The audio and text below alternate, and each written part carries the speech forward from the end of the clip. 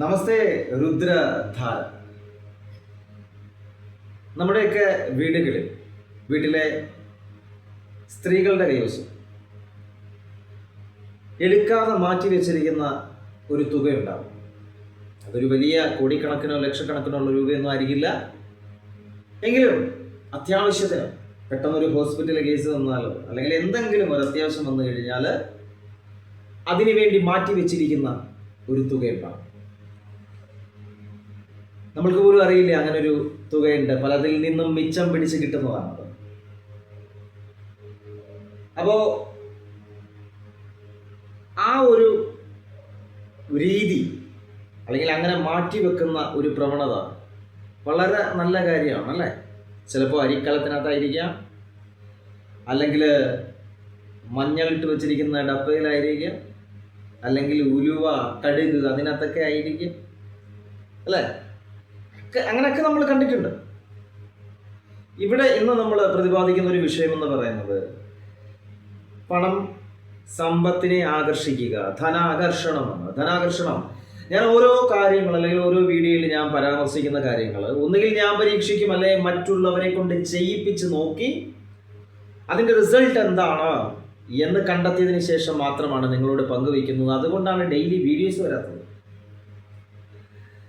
അപ്പോൾ കുറച്ച് ദിവസത്തേക്ക് നമ്മൾ മാന്ത്രികവും മറ്റു കാര്യങ്ങളൊക്കെ ഒന്ന് താത്തു വെച്ച് വളരെ നമുക്ക് ജീവിക്കാൻ ആവശ്യമായിട്ടുള്ള സമ്പത്തിനെ കുറിച്ചുള്ള വീഡിയോസാണ് ഇപ്പോൾ ഇങ്ങനെ വന്നുകൊണ്ടേയിരിക്കുന്നത്. അപ്പോൾ അതിൽ ഏറ്റവും പ്രധാനപ്പെട്ട ഒരു കാര്യം, നമ്മുടെ വീടിൻ്റെ അടുക്കള ഭാഗത്ത്, അടുക്കളയിൽ കിഴക്ക് വടക്കേ മൂല, നമുക്കറിയാം കിഴക്ക് വടക്ക് ഭാഗം എന്താണ് എന്നുള്ളത് അല്ലേ? ഈശാനകോണായിട്ട്. അപ്പോൾ ഈ കിഴക്ക് വടക്കേ മൂലയ്ക്ക് അടുക്കളയുടെ ആ ഭാഗത്തായിട്ട് നമ്മൾ ഒരു ചെറിയ സാധനം വയ്ക്കാൻ പോവുകയാണ്. അതിൻ്റെ പേര് മറ്റൊന്നുമല്ല, കരിഞ്ജീരകം എന്നാണ്. കരിഞ്ജീരകം ഒരു ഔഷധമാണ് എന്ന് നമുക്കറിയാം. കോവിഡ് കാലത്ത് ഏറ്റവും കൂടുതൽ വിറ്റഴിച്ച ഒരു സാധനം കൂടിയാണ് കരിഞ്ജീരകം എന്ന് പറയുന്നത് അല്ലേ? അതിട്ട് വെള്ളം തിളപ്പിച്ച് കുടിക്കുക, അങ്ങനെയൊക്കെയുള്ള കുറേ പരിപാടികൾ നമ്മൾ നടത്തിയിരുന്നു. അപ്പോൾ ഈ കരിഞ്ജീരകം എന്താ ചെയ്യുക? കരിഞ്ജീരകം എല്ലാ വീടുകളിലും ഉണ്ടായിരിക്കും. ഇല്ലാത്തവർ വാങ്ങുക. വാങ്ങിയതിന് ശേഷം നമ്മൾ എന്ത് ചെയ്യുക?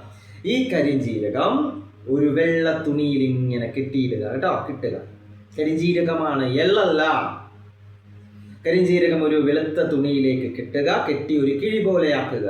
അതിനുശേഷം ഒരു സ്റ്റൂളിലോ ഒരു സ്റ്റാൻഡിലോ, നിലത്താവരുത്, ഉയരത്തിൽ ഈ സാധനം വെക്കുക.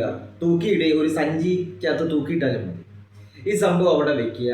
കവറിനകത്തല്ല, പ്രത്യേകം പറയുന്നുണ്ട്, പൊതിഞ്ഞല്ല വെക്കേണ്ടത്, കിഴിയായിരിക്കണം. വെള്ളത്തുണി നമ്മുടെ മുണ്ടക്കയിൽ, അതിൻ്റെ വെള്ള തുണിയിൽ നമ്മൾ എന്ത് ചെയ്യണം? ഇത് നന്നായിട്ട് കെട്ടിയിട്ട് വെക്കുക എന്നുള്ളതാണ്. ഇത് ഏത് ദിവസമാണ് വെക്കുന്നത്? ഇതും മഹാലക്ഷ്മിയുമായിട്ട് ബന്ധപ്പെട്ടത് കൊണ്ട് വെള്ളിയാഴ്ച അല്ലെങ്കിൽ ചൊവ്വാഴ്ച ദിവസമാണ് ഇത് വെക്കുന്നത്. ഇത് കൂടുതൽ ആരാ ചെയ്യുന്ന? സ്ത്രീകളാണ്. പുരുഷന്മാർക്ക് ചെയ്യാട്ടോ. ഈ അടുക്കള ആയതുകൊണ്ടാണ് ഞാൻ പൊതുവെ സ്ത്രീ എന്ന് പറഞ്ഞത്. പുരുഷന്മാർക്കും ഇത് ചെയ്യാവുന്നതാണ്.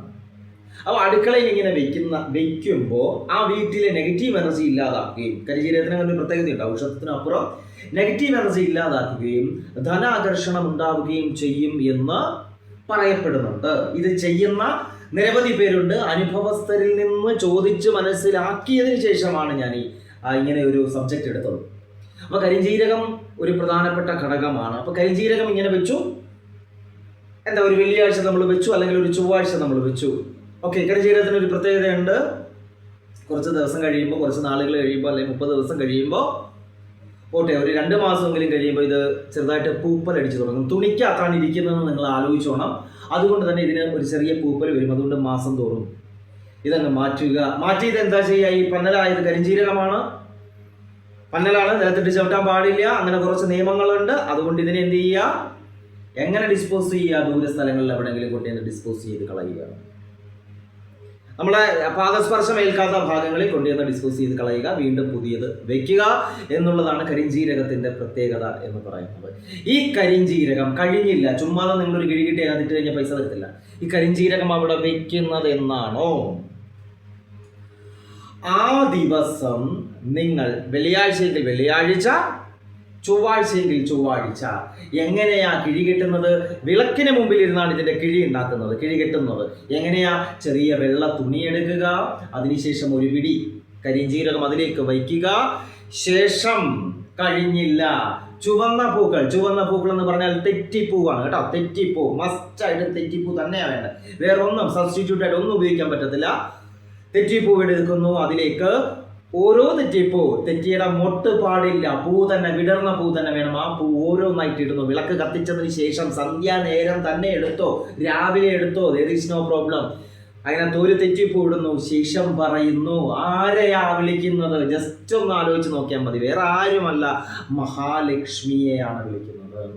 മഹാലക്ഷ്മിയെ എങ്ങനെയാ വിളിക്കുന്നേ? മഹാലക്ഷ്മി ധനം തരണി സമ്പത്ത് തരണി, അങ്ങനെയാണോ? അല്ല, പിന്നെ എന്താ? മഹാലക്ഷ്മിയെ പ്രീതിപ്പെടുത്തുക എന്നുള്ളതാണ്. എങ്ങനെയാ പ്രീതിപ്പെടുത്തുന്നത്? മഹാലക്ഷ്മിയുടെ മന്ത്രം ജപിക്കുക. നമുക്കറിയാം മഹാലക്ഷ്മിക്ക് ഒരു മൂലമന്ത്രമുണ്ട്. ഓം ശ്രീ മഹാലക്ഷ്മി നമഃ എന്ന് പറയുന്നതാണ് മഹാലക്ഷ്മിയുടെ മൂലമന്ത്രം എന്ന് പറയുന്നത് അല്ലേ. ഇത് പോരാത്തതിന് മറ്റൊന്നും കൂടിയുണ്ട്, വളരെ പവർഫുൾ ആണ്. ഓം ശ്രീം ഹ്രീം കമലേ കമലാലേ പ്രസീദ ശ്രീം ഹ്രീം ശ്രീം മഹാലക്ഷ്മി നമഃ എന്ന് പറയുന്ന മന്ത്രം ഒന്നുകൂടെ പറയാം. ഓം ശ്രീം ഹ്രീം ശ്രീം കമലേ കമലാലേ പ്രസീദ ശ്രീം ഹ്രീം ശ്രീം മഹാലക്ഷ്മി നമഃ. അത് പറ്റില്ലെങ്കിൽ ഓം ശ്രീ മഹാലക്ഷ്മി നമഃ എന്ന മന്ത്രം എത്ര പ്രാവശ്യമാണ്? 21 ടൈംസ് 21 പ്രാവശ്യം ജപിച്ച് ഓരോ പൂക്കളായിട്ട്. അപ്പൊ എത്ര പൂവായി? 21 പൂവായതിനു ശേഷമാണ് ഇതിനെ കെട്ടുന്നത്. ഇതിനെ നമ്മൾ കെട്ടുന്നത് പൂ മാത്രമേ ഇരുന്നുള്ളൂ, ഭസ്മം, ചന്ദന, സിന്ധു ഒന്നുമില്ല. ശേഷമാണ് ഇത് അടുക്കളയിൽ എന്ത് ചെയ്യുന്നത്? സ്ഥാപിക്കുന്നത്. ഒരു കാര്യം കൂടി പറയാം, ഈ കിഴി ആവശ്യമില്ലാതെ തുറന്നു നോക്കാൻ പോകരുത്. ഇത് നിങ്ങൾ ആരോടും പറയരുത്, ആർക്കും പറഞ്ഞു കൊടുക്കരുത്. എൻ്റെ വീട്ടിൽ ഇങ്ങനെ വെച്ചിട്ടുണ്ട്, എൻ്റെ അടുക്കളയിൽ ഞാനിങ്ങനെ വെച്ചിട്ടുണ്ട്. അടുക്കളയിലാണ് വെച്ചിരിക്കുന്നതെങ്കിൽ ആരെങ്കിലും ചെന്ന് തുറന്നു നോക്കുമെങ്കിൽ, അങ്ങനെ സംശയം ഉണ്ടെങ്കിൽ ഇതേ സാധനം പൂജാമുറിയിൽ വയ്ക്കാം. ഭാഗവും ഞാൻ പറഞ്ഞു, ഈ ഭാഗം ദിക്ക് മാറല്ലേ, ഇങ്ങനെ അങ്ങോട്ട് വയ്ക്കുക. എന്തുണ്ടാവും? മാറ്റമുണ്ടാവും. മഹാലക്ഷ്മിയുടെ അനുഗ്രഹം തുടങ്ങിയാൽ പിന്നെന്തിയില്ല? താരില്ല. യാതൊരു സംശയം വേണ്ട, താരില്ല. ഇതിനോടൊപ്പം തന്നെ മറ്റൊരു കാര്യം കൂടി ഞാൻ പറയാം. ഐശ്വര്യം ഉണ്ടാകുന്നതിന്, വീട്ടിൽ ഐശ്വര്യം ഉണ്ടാകുന്നതിന് പലതും വെക്കാൻ ഞാൻ പറഞ്ഞിട്ടുണ്ട്. പലരും വെച്ചു, പലർക്കും മാറ്റം ഉണ്ടായിട്ടുണ്ട്. അതുപോലെ ഇനി അടുത്ത് പറയുന്നത് കുറച്ച് ചിലവുള്ള കാര്യം, അതുകൊണ്ട് ഇതെല്ലാവരും വെക്കാൻ ഞാൻ പറയത്തില്ല. ഇതിനോട് താല്പര്യമുള്ള, അല്ലെങ്കിൽ ഇതിനോട്